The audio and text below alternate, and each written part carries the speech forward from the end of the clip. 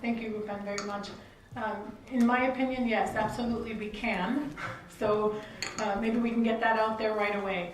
I've been invited here to share with you a little bit about the American University's experience and the lessons that we've learned through international accreditation. I'm going to go here and then go back. First and foremost, as we all know, quality assurance is a continuous process. It doesn't have a beginning and an end. Some of us wish it did. Back in 2002, when we started the process, we thought there was an end in sight, but we realize now that there isn't. It just keeps on going. It's a circle. Institutionalizing processes is a huge part of the accreditation process. One of the lessons we learned was that we have to institutionalize processes, and we have to look at them again, and we have to see if they're working. And maybe first and foremost, it's Assessment 101 that we have to identify issues. We have to plan to evaluate them. We have to look at the data and interpret the data, and then we have to modify and improve. And that's where the continuous cycle comes in, because we don't often have the answers, the perfect answers, or maybe we never have the perfect answers, and we have to continuously look at what we're doing and try to evaluate it. So I'm going to start with the little steps towards that lesson. If the process doesn't work, if the processes are not helpful, if the processes doesn't help enhance teaching, improve learning, enhance the learning environment at the university, it has to be fixed. It's a process that just doesn't work. And that's an important piece of the learning process that we learned, because we tried to look at other people's, other institutions and what they were doing. It was a very healthy process for us to benchmark with other universities in Armenia, American universities abroad, American universities in the United States. They had processes that worked for them. What we found out is it wasn't as simple, and we all know this, but sometimes we look for an answer that is a little bit easier than we think it's going to be. We look for something that works somewhere else, and we try to bring it into our own environment, and we realize something just isn't right. The other baby step towards the big lessons that we learned was if the process doesn't help the university fulfill its mission, it's not the right process. In terms of the American University of Armenia, a large part of our mission is to address the needs of Armenia and the surrounding region. If the processes that we're using are not helping us achieve that mission, the process isn't right. It was a step that took us a little bit of time, because as we were benchmarking, we realized that other universities, particularly the American universities abroad and the other American universities in the United States, didn't have that same mission. They were looking at only, for instance, the employability of their graduates, an important piece of the equation. But for us, not the only piece of the equation, particularly if it's taken out of context. If we were looking to develop the region, then we needed to be sure that a majority of our graduates were staying in country. And one of the data points that I'd like to share is 75% of our graduates do stay in the country. So again, as we look at quality assurances as a continuous process and institutionalizing those processes and the assessment circle that we're all a part of almost every day, how does that play out, and how did we learn this? These very simple facts that we had to remind ourselves of throughout the process. Well, AUA, as President Derguerian mentioned earlier, is accredited by the WASC Senior College and University Commission. And he mentioned it's one of 6 regional accrediting institutions in the United States that's approved by the Department of Education. As part of that process, we don't get to just become accredited and then forget about it for 7 or 10 years. We wish that would happen. When accreditation came around, we realized, wow, we have these annual, not just reports to have to do, but annually looking at data and seeing what it means to us. And yes, we did have to send it to the WASC folks to let them know that we were looking at it, but we did it all the time. We didn't wait 7 years to do it the next time. The reaffirmation process, Dr. Derguerian earlier said we've been working on it for 3 years. I wanted to correct him. We've been working on it for 5 years. So we started in 2010 with the reaffirmation process, and we don't get a final answer until February. So it's been a long time, but part of what happens throughout that process is we're looking at what's happening in the institution. We're looking at annual student learning assessment as a part of the reaffirmation process. We're looking at what's happening with our academic support units, what's happening in the registrar's office, the admissions office, the library, and how are those entities in the institution supporting learning. But we're doing it continuously, not just every 7 years, and it's a requirement of accreditation. How else is it a continuous process? Well, it's voluntary. I mean, the US system, it's a voluntary system. Of course, there's a lot of incentive. If we're not accredited, particularly for institutions that are located in the United States, then students are not eligible for things like student loans. They're not eligible for government-funded financial aid. The university might not be eligible for research grants or program development grants. So it's voluntary, but there's a nice little incentive to be moving towards quality assurance. The process itself is designed to build a culture within the university. So again, we go back to the benchmarking and the guidelines and the templates that accreditation agencies or other institutions are using and looking at them, and it's great to use them as a benchmark, but then you sort of have to find whether or not it's working for your institution or not. And we played around with that a little bit and had some really great successes. Tomorrow, Dr. Catherine Bonner, Associate Dean for General Education, is going to talk about one of them, our academic program review process, which is a little bit like program accreditation. One of the processes that we're really most proud of, but we also had some processes that we tried that just didn't work. But the accreditation system itself, the accreditation process itself requires that we look at that constantly and evaluate and see if it's working, and if it's not, to adjust it so that it does work better for the institution. So moving from being a continuous process, we also have to utilize that process. So not just is it there, we heard earlier today from you, I believe, yes, that it's not only about processes, that there has to be some content in there. Yes, it does. Absolutely, a process is just a guideline. If we don't have the content, then it doesn't work. But the processes bring us back to sort of looking and seeing how our institution fulfills certain requirements.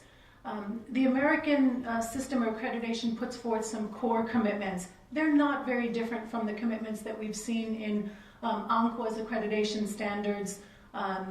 They're not very different from the core commitments and the standards of accreditation that we see almost anywhere else in the world. But the process insists that institutions look at those and identify how we're meeting those core commitments. Are we meeting them? Are we a little bit off? It gives us a moment in time to say, let's take a look and see how well we're doing, and see how those core commitments reflect on our own institution's mission.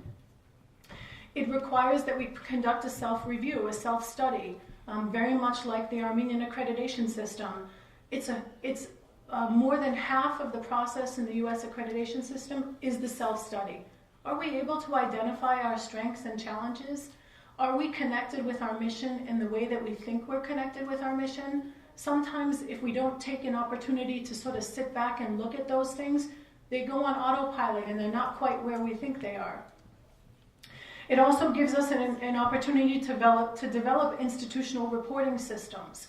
So not only do we want to look at it and say, are we meeting our standards? Are we meeting our core commitments?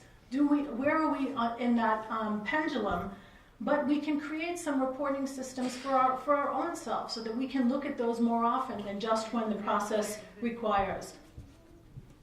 It also gives us an opportunity to demonstrate that we meet or exceed the standards of accreditation. That's a really eye-opening process for an institution. We know what the standards are. We've seen the standards of accreditation through UNCWA. Probably many of us had an opportunity to look at some of the ones in some of the European countries as well as through NQA, and they're not different. But how are we faring as a result of those? How does our institution look at that?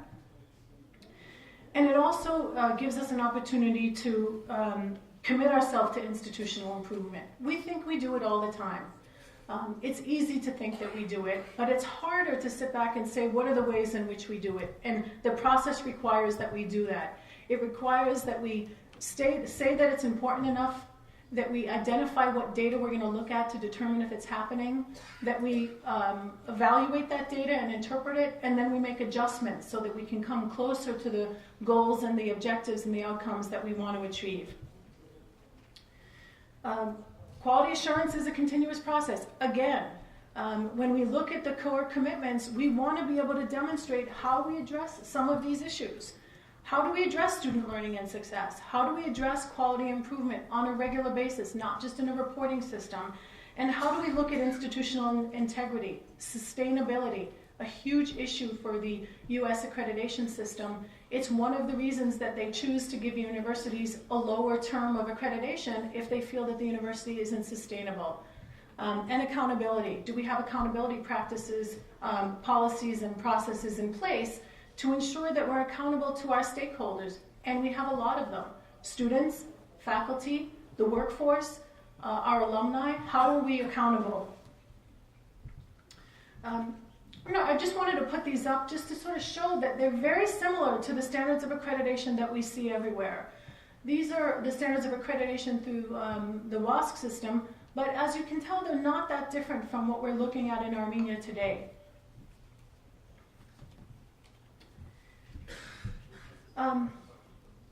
The self-review process, the self-study process that many universities, I think, dread. We look at it and say, oh gosh, now we have to go back and figure out, we have to take that SWOT analysis that we did and we actually have to make it mean something.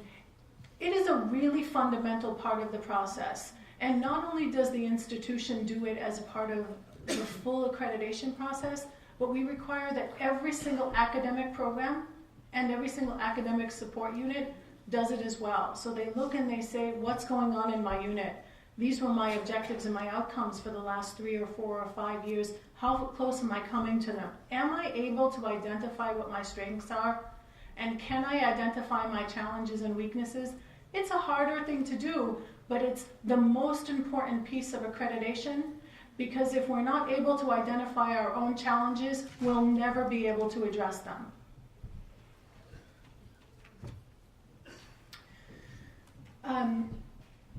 The second lesson about institutionalizing processes was also a big piece. And again, we thought that it started with just looking what other universities were doing in institutions and the guidelines that our accreditation agency gave us and saying, well, this works for us. But it was a little bit more than that. It was a full process of looking at the university's mission and finding out if our processes, if our academic programs, if our support units were supporting that mission in a meaningful way. And if they weren't, was there a reason? Did we want them to do something that strayed from the mission? Or did we need to sort of take a step back and say, wait a minute, we need to get closer in line with what our mission is? So we really embraced the mission in a very meaningful way, so much so that course development at the university, any course that's developed, starts with the university's mission. How does it pursue the university's mission? And then we recreated, revised, and revised again our guidelines for review of academic units. It took us a while. Faculty had a lot of challenges with the original process. They came back with lots of feedback. Our extramural reviewers had some suggestions for us. It really worked to have everybody involved in sort of reviewing and guiding and adopting guidelines that would work for the university. But we put a process in place and we stuck to it. And then we said, then we'll look and see if it's working, if we have problems with it. The same with our academic support units, which was a very, very recent development at the university. We didn't have our academic support units, again, things like the library, information technology, the Registrar's Office, the Center for Student Success, didn't have a process for review. It took us a while to develop a process that worked somewhat for most of the units, and adopt it and then say, let's try this and see how it works for the university. We may have to come back and revise it, but let's institutionalize it and let's ensure that all of our academic support units are also doing it. Putting our policies online was a huge part of institutionalizing our processes. I don't know about the rest of the universities, but we had the policies in a book somewhere in somebody's office. I don't know where they were, and some people remembered them and some people didn't, but they weren't online. So we put them online, we put them in the student handbook and the student catalog. Some of them are even a part of course syllabi. So when students receive a course, I think the Europeans most often call this a modular descriptor. We call it a course syllabi.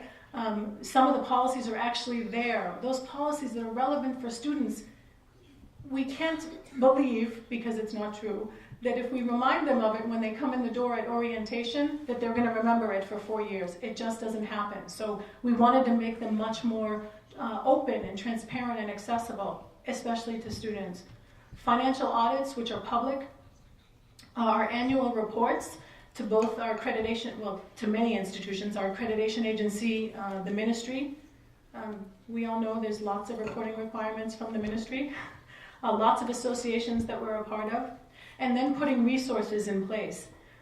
The other thing that it helped us identify was that these reports that we do, we need to make public. They need to be on our website. We need to share them with students and faculty and staff, not only when they're done, but in the process. So having a committee of people that works on this, that draws from all the different stakeholders in the university to help compile this information and really do a thorough job of looking at it. I say that, but we're not perfect at it. We still don't do that well sometimes. We're not exactly sure sometimes how to involve students in the process. Sometimes it works very well, sometimes it doesn't work at all. Some of the resources that have been institutionalized that are available for students and faculty and staff, including templates that faculty, so our teaching staff, have asked us to help develop. And we think of a template as just a guide.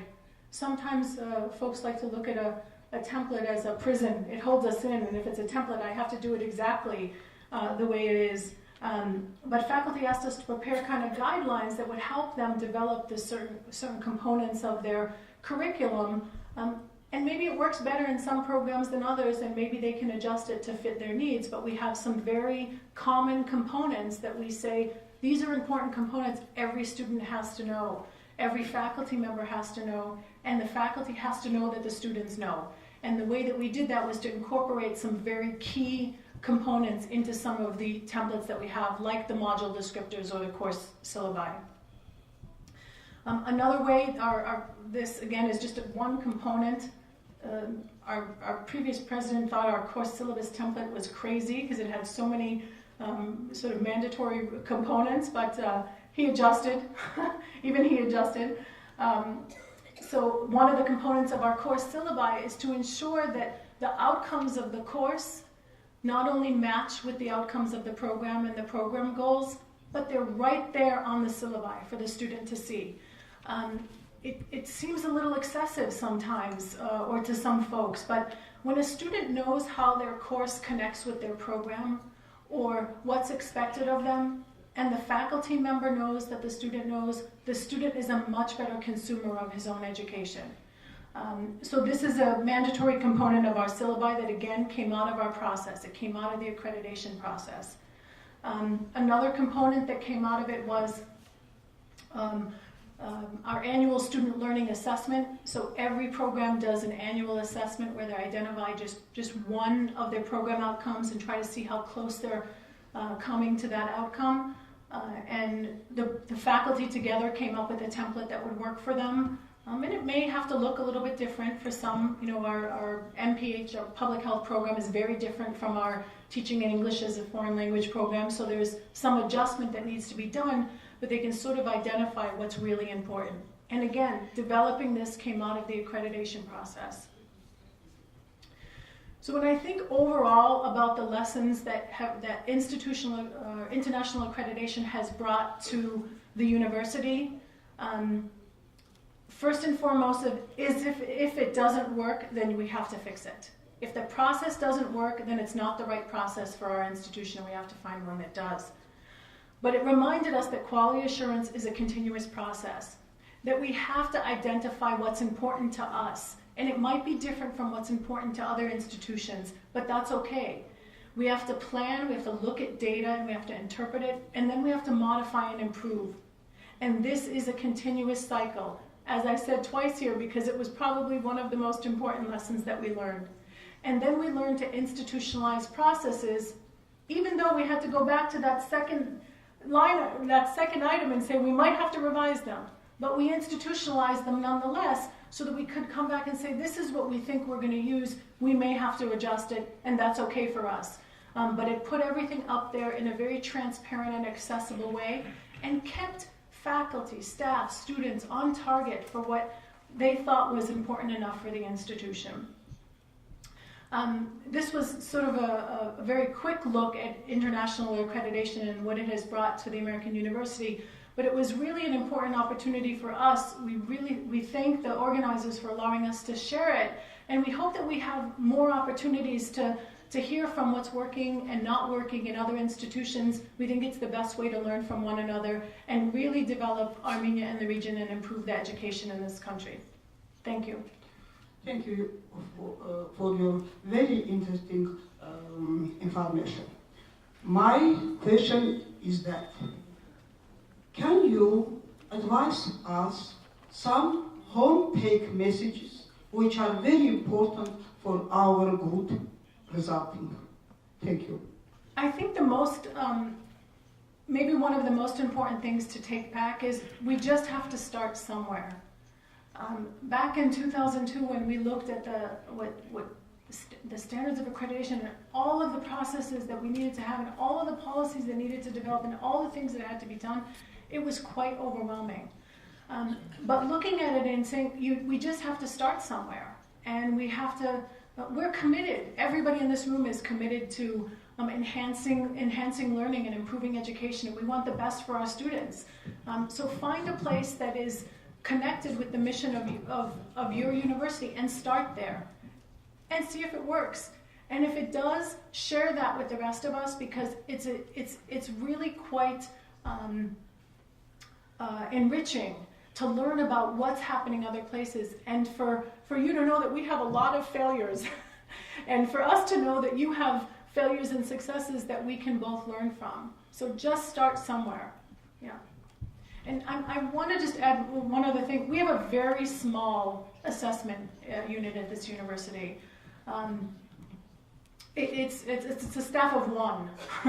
And it's okay, because we can't do everything and there's a lot of room for improvement, but we work with every single unit so that even though it's a very small staff, we get to work with all the other units that are doing very similar quality assurance work at the university and sort of feel like the unit is much more than one person. Քանի որ մնացած համալսարանները գրեթե ոչինչ չեն վճարում հավատարմագրում անցնելու համար, ես կուզեի, եւ կընթադրում եմ, որ Ամերիկյան համալսարանը վճարել է, կարող եք արդյոք ասել ուղղակիորեն դա ինչ է արժեցել ֆինանսական առումով, եւ առհասարակ եթե գնահատելու լինեք մարդկային թափած ջանքերի առումով եւ այն արդյունավետությունը, որ դուք արդեն տեսնում եք, որ ստանում եք դրա շնորհիվ, եթե համեմատելու լինեք, ապա ինչպիսի հարաբերակցություն է։ Շնորհակալություն։ Sure. First, if you're asking for a financial figure, I can't give you that. But if you're asking for what the cost is that the university has to be committed from the top down. The accreditation process does not happen without everybody on board. Everybody from the library staff, to the maintenance staff, to the program staff, to the administrative assistants, to the president and the provost, to the vice presidents and directors. It's everybody along the process. The students, obviously, how could I forget them? The question is about how it's cost effective. Cost effective as opposed to just the cost. Yeah, it's cost effective. Well, the first question was about the cost, and another is cost effectiveness. Yeah. You spend the money Are you happy with the results? Yep, absolutely. Because being able to be recognized internationally as a quality institution, we might think we're quality enough, but when you're recognized internationally, you can't put a price on that. Both for students who become much more mobile, so their degree is recognized in lots of different places. We hope it'll be used more in Armenia than elsewhere, but nonetheless, we know that students want to continue their education, get job opportunities. Some of them come back and some of them don't, but this opens the opportunity for them. For faculty to engage in faculty exchanges, they're working at a quality institution that's recognized internationally. Again, we can't put a price on that. Can you give us a little more detailed information about the benchmarking, about the comparison with the Armenian universities? Thank you. Sure. One of the requirements of our accreditation is to find similar institutions. We all think we're pretty unique, I think. So it became a very difficult task for us because we're an Armenian institution, we're an American institution, we're an American institution that is abroad. So it was really quite a challenge for us to sort of find similarly situated institutions. And instead we looked at programs and asked them to identify programs that they thought were peer programs for them. So we started there and said, look at the programs that you can identify with as a peer, whether in Armenia or elsewhere, and let's look at those programs to start with. In terms of Armenian institutions, I have to admit it's been difficult. Part of the challenge is that a lot of the information that we seek is not necessarily as accessible outside as it is inside the institutions. So when we look at things like graduation and retention rates, GPAs, we publish GPAs, non-identifiable GPAs, but sort of looking at what they look like each semester. Yields, so the yield of acceptance to applicants and enrollees to applicants and things like that. We don't often find that kind of information publicly for the institutions that we would like to compare with. So that's been our biggest challenge. Արդյոք ձեր ինքնավերլուծության մեջ կա մաս, որտեղ դուք գնահատում եք հնարավոր պոտենցիալ շարժունությունը երկրի ներսում, որովհետև ձեր առաքելության մեջ դուք ասեցիք, որ ձեր նպատակները տեղական են։ Այսինքն այսօր գուցե չկա շարժունություն տեղական համալսարանների հետ, բայց ապագայում կարող է լինել։ Դրա համար որոշակի համեմատական վերլուծություն ձեր ինքնավերլուծության մեջ արդյոք կա մեր տեղական համալսարանների հետ, որովհետև դա ձեր միսիայի ինչ-որ մասն է երևի։ Երևի այդպիսի բան պիտի լիներ։ Sure. Գուցե պլանավորում եք հետո դա կանեք։ Yeah.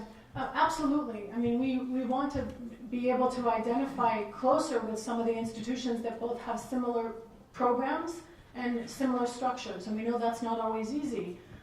We've often found that sometimes it's difficult to engage in some of those conversations. One of the things that would be a great takeaway is if we could formulate and form, consortiums and associations and opportunities even. They don't even have to be formal, for programs to get together and talk about the challenges together so that we can do that in a much more meaningful way, or for admissions offices to get together and talk about those things together, or for, I know this happens at the rector level, but not everything gets done at the rector level, as we all know. So, opportunities for us to be engaged with our colleagues from different institutions will help us address that. Yes, because in our standards we have the issues of mobility, and it's a two-side mobility. For our universities, we should ask, does they have some benchmarking, like Ashot told, with your university, because potentially students can mobile to you and can be some flow to back. And for it, our university, I think, should take into account your practice, your programs, and you should maybe do the same. Maybe it's a future, but Sure. What's the real future? One of the things that we That do way now. you can attract the students from Sure. other universities. And one of the things that we do now, it's case by case. Both the American credit system and the ECTS system are based on outcomes. So the content of the course, of course, is very important. But we're looking at the outcomes. Those things are similar. If we can look at what's happening at other institutions and what's happening at our institution and say that they're looking to obtain the same outcomes, then those things can be equivalent as we look at sort of students transferring in Maybe and a out. level of modules, maybe something. Sure. like that. And we have had It's students good come. practice because you begin your speech and end speech or sharing the experience. It's the beginning of sharing because if university do it in our universities, Armenian and AUA, it can be beginning of dialogue. Sure. I think. And we have had students transfer in. Our bachelor undergraduate program is brand new. This is only our second year in progress. But we've had students transfer in from other institutions in Armenia. And perhaps at some point they'll transfer out as well. I mean, I think that's an important element that should be encouraged because I think students may or may not find exactly what they're looking for where they go first. Of course, transferring outside is perhaps slightly easier in AUA's case than some of the other institutions because of the language of instruction. Although that's not a requirement for transferring, it does, you do have to be able to engage in the language of the institution you're transferring to or from. Thank you. Դուք ասացիք, որ ակրեդիտացիա 4 ստանդարտ կա, չգիտեմ հումորով ասացիք, թե չէ, համնամույնը ինչ-որ Հայաստան։ Որտեղ Հայաստան մեջ է 10-ն է, հա, այլ է, կադրել որ մնացած 6-ը 4-ի մեջ է մտած։ Չասկացա, 4-ը ինչ կա։ Ստանդարտները հայկական 10-ն են, ձերը 4-ն են։ Դուք ասացիք, Արդյոք որ ծածկում են նրանք։ Գիտես ինչի համար նայած գնամ, ճիշտ է։ Այս 4 հատ ստանդարտը ունի 38 հատ Criteria. criteria։ Եվ այդ criteria-ները շատ ավելի համապատասխան են այդ 10 ստանդարտներու Հայաստանի, քան թե միայն ասոդնայի։